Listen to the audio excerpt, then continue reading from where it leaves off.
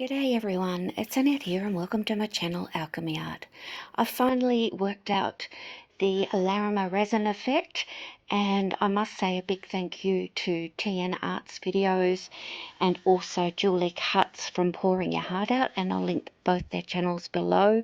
Both lovely ladies have given hints on how this may be done, and with a little bit of practice I finally got there. This resin technique works best with a runny or a low viscosity resin, and the one I'm using is a 2-to-1 ratio.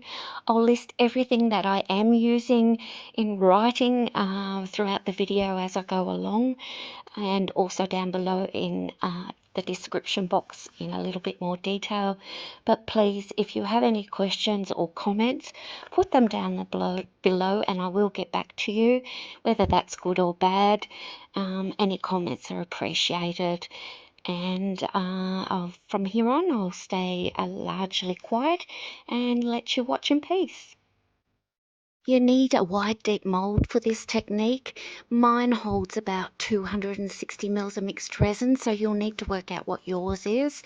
But the technique basically uses 1 drop of cast and craft white to every 10 mils of resin.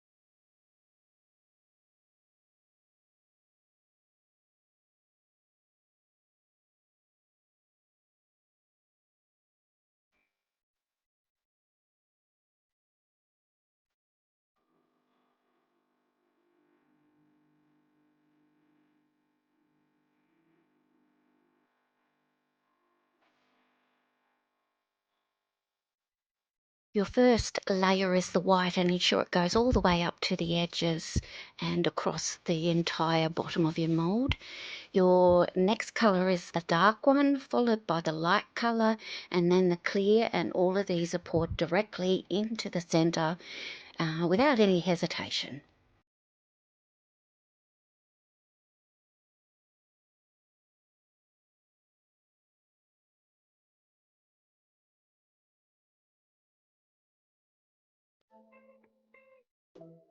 As soon as you've poured in your coloured in your clear resin, the resin pushes down and across and forces the white out to the edges and over the top.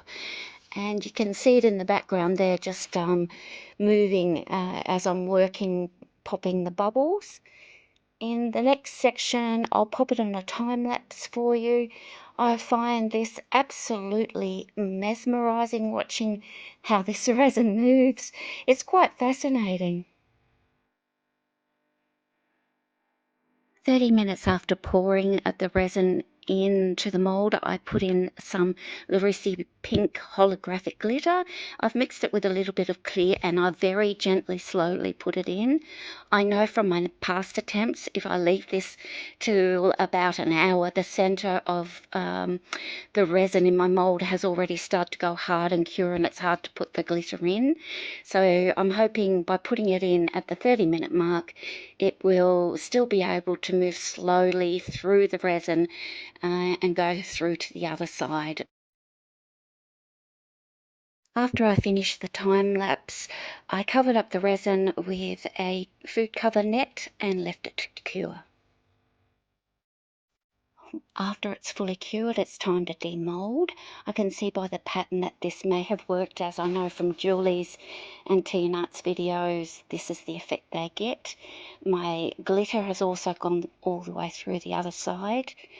I haven't used any pigments or powders on the edges of my mould this time. Wow, I'm really loving how this has turned out.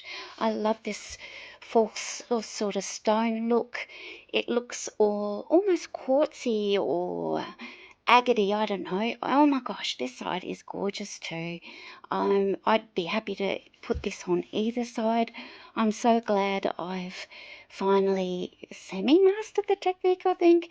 Maybe a bit less white if I do this ever again, and I should have used a purplish holographic glitter rather than a pink, I think. Anyway, here are some close-up images so you can see the beautiful patterns the resin makes as it cures. Once again, thank you everybody for coming by and watching. Please like and share my videos and consider subscribing. Also, leave me a comment. As I said before, I love a comment. Anyway, thanks for watching, everyone. Have a great day.